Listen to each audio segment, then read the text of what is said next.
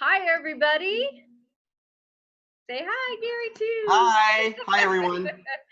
I'm excited to be here along with Gary Vitaka Robles, who is a mental health professional, but also is the acclaimed biographer of Icon, the lifetimes and films of Marilyn Monroe. And excited to be back with you again, Gary. Oh, I'm so excited to be back with you again, Nina. Thank you for the opportunity. Well, we're here for a very important reason. You know, as many of you know who have listened to us on Goodnight Maryland Radio, along with Mary Jane Gray, Leslie Kaspirowitz, and let's say April's last name right. I know, Avia, right? Vivia. Yeah, Vivia. Vivia, yeah, Accent. April Vivia, right? And talking about the last year of Marilyn's life.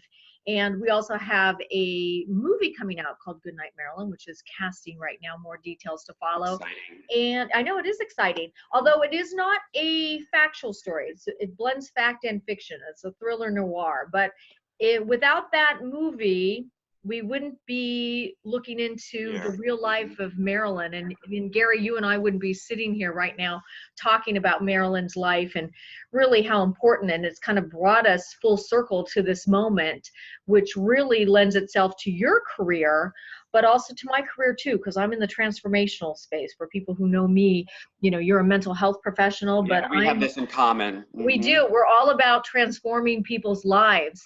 And so over the next 5 weeks during May, Mental Health Awareness Month, we're going to be talking each week, each Wednesday, we're going to come on a segment that uses Marilyn's life as a jumping off point to really talk about mental illness and addiction, but bring awareness to people's lives and hopefully to yourself, whether you're dealing with addiction or you have somebody that's dealing with addiction. This way we'll be able to heal together, because this is on the American Icon page, where healing meets life, which is really going to be what the documentary is about, dealing with the entirety of Marilyn's life, but also really getting into the stigma of what mental illness and addiction can bring to people's lives. And hopefully, if it's yourself or a loved one, you'll be inspired to get some help. So I think that's going to be really, really important. And Gary, I know you wanted to share some statistics and some of the information that you have as being a mental health professional as well. Yeah, since 1949, May has been Mental Health Awareness Month. And this is so important because the suicide rate in the United States is huger than it's been in decades. And this is a serious public health crisis. Suicide is now the second leading cause of death for people between the ages of 10 and 34, and the fourth leading cause of death for people in middle age. So combined with that, in 2017 alone, we've had over 70,000 overdoses, which is unfortunately an outcome of the opioid epidemic. And we know that many people are self-medicating their mental health symptoms through drug and alcohol use. So these issues go hand in hand. And large portions of our community are dealing with mental illness. About 1 in 5 adults and 1 in 5 children. And I'm talking children between the ages of 13 and 18.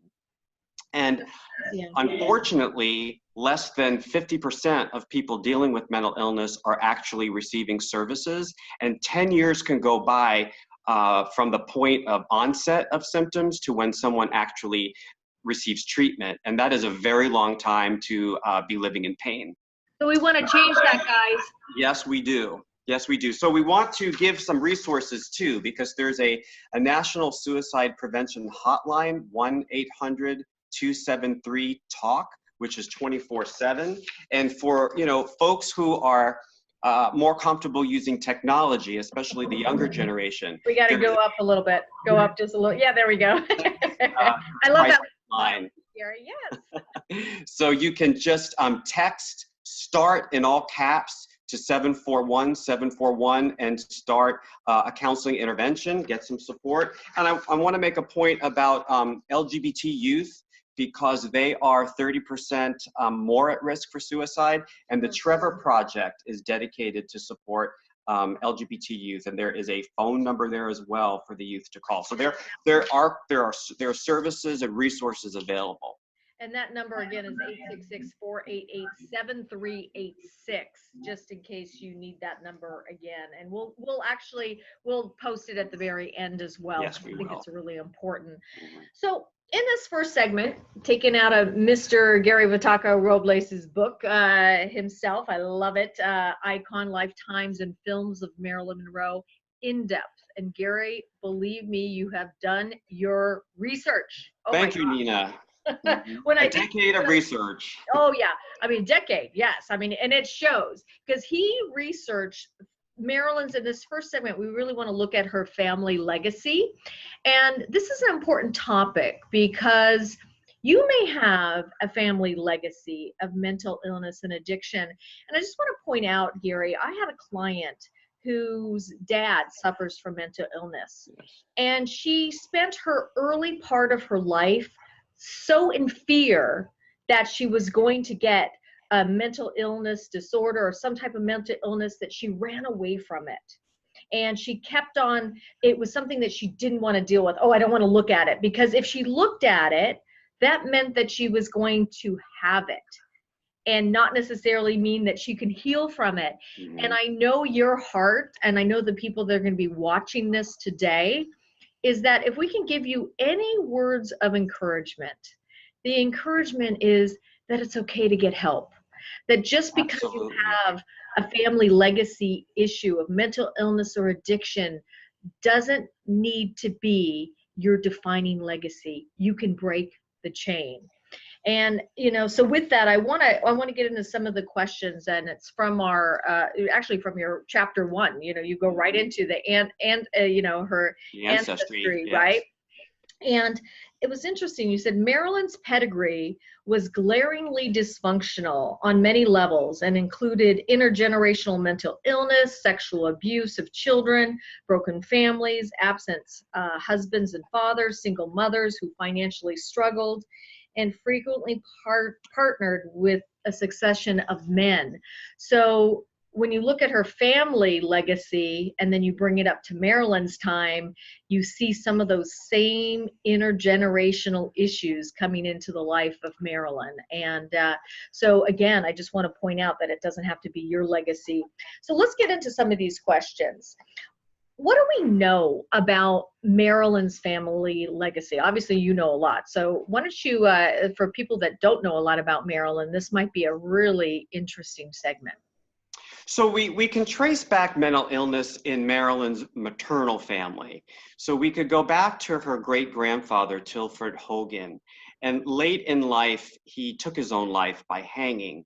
And so he is the first person that we could track as having a mental illness, because suicide is usually always the manifestation of a mental illness. And in his era, Victorian era, going into the early part of the 20th century, he didn't have an opportunity to be diagnosed or receive treatment. He lived in poverty most of his life. So we could track it through him. And then his daughter, Della, who was Marilyn's maternal grandmother, she died when Marilyn was a baby. She died in a psychiatric institution, actually. Wow. And she was diagnosed with what we call back then manic depressive psychosis, which today we understand that that's part of the bipolar spectrum. And this involves episodes of major depressive symptoms and mania, episodes of mania, and sometimes a mixture of both depression and mania happening at the same time. And if the mood fluctuates severely, there could also be psychotic symptoms. So she actually died in a psychiatric facility. And then her daughter was Marilyn's mother, Gladys. Gladys was diagnosed with schizophrenia, which only affects about 1% of the population. And that illness is manifested by hallucinations and delusions. And Gladys spent most of her life institutionalized.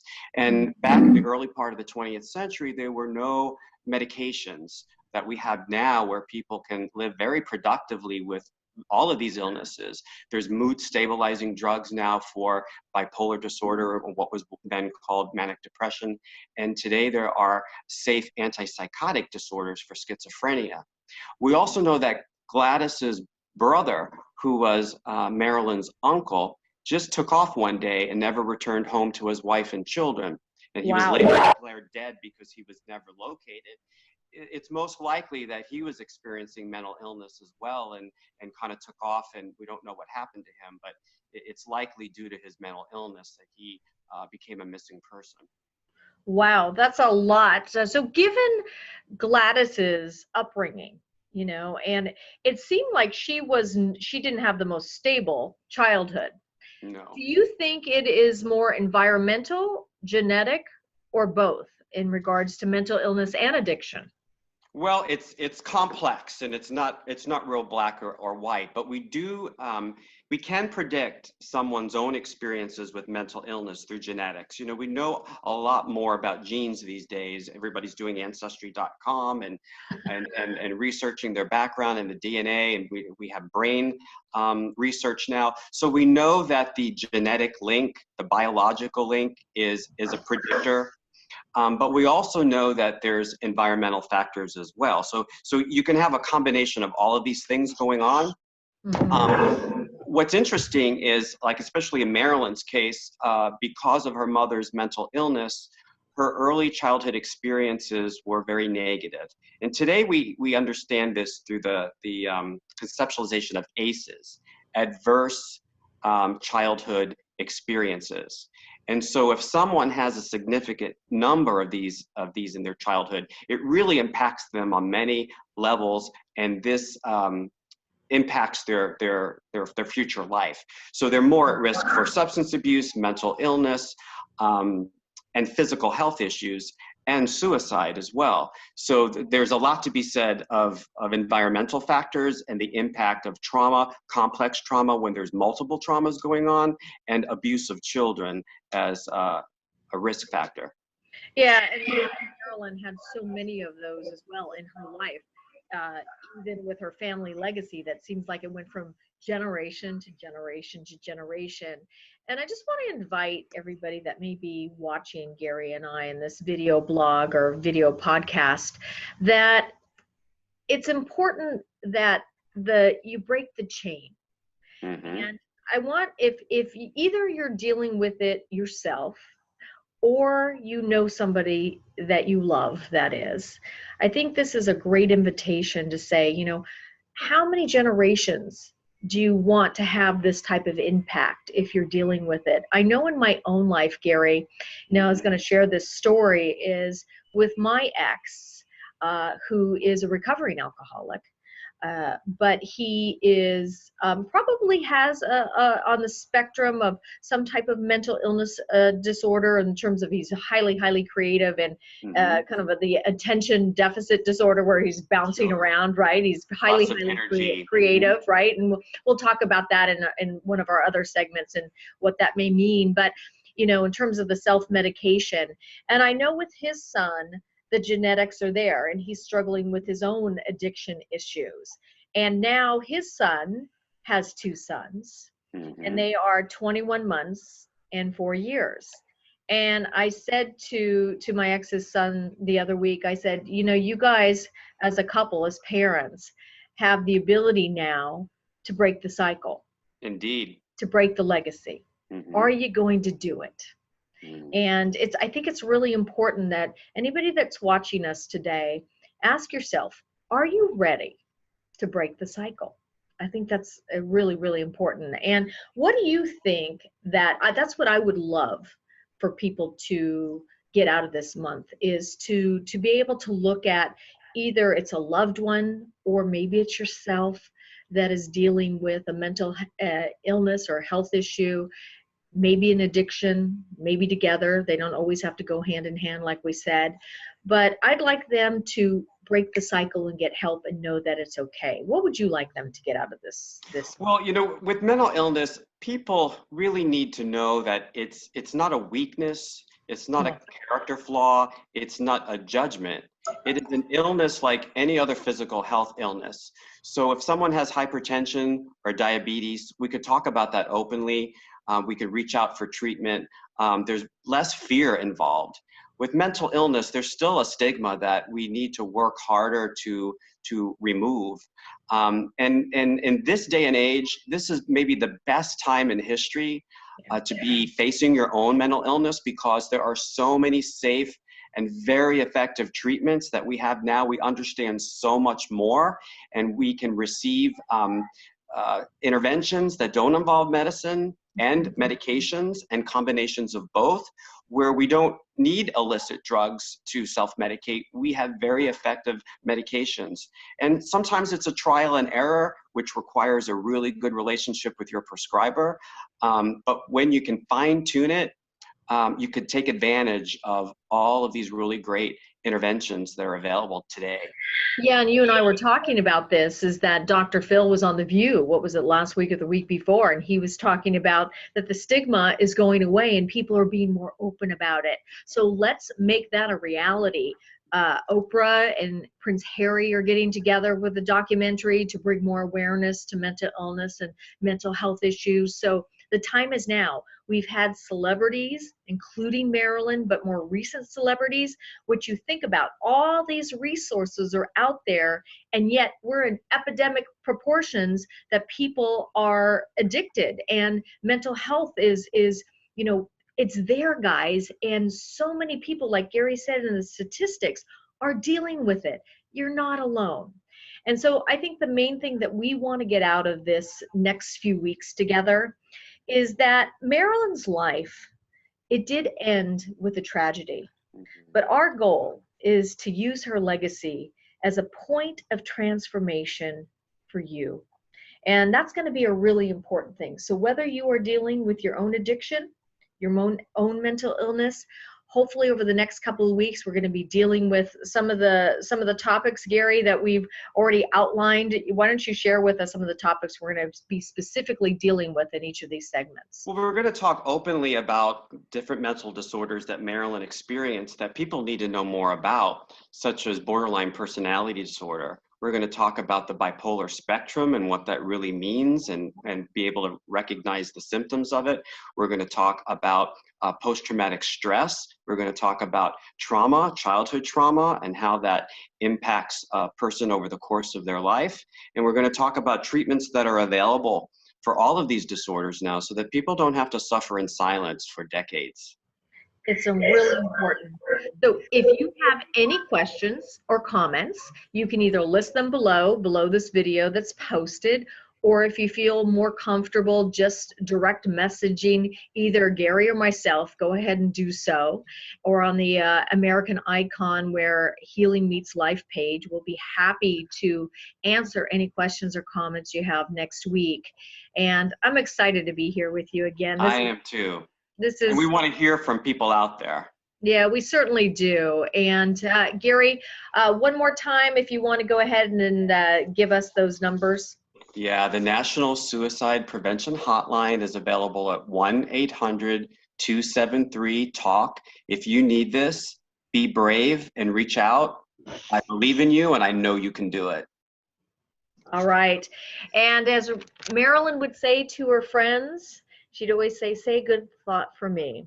So as we close today, let's say a good thought. If you can. We're holding a good thought for Marilyn. Yeah, holding a good thought for Marilyn. And we're also holding a good thought for you if you're dealing with mental illness or addiction. So we'll see you next Wednesday, 12 noon Pacific. Be ready to see our next segment. Bye for now. Bye-bye.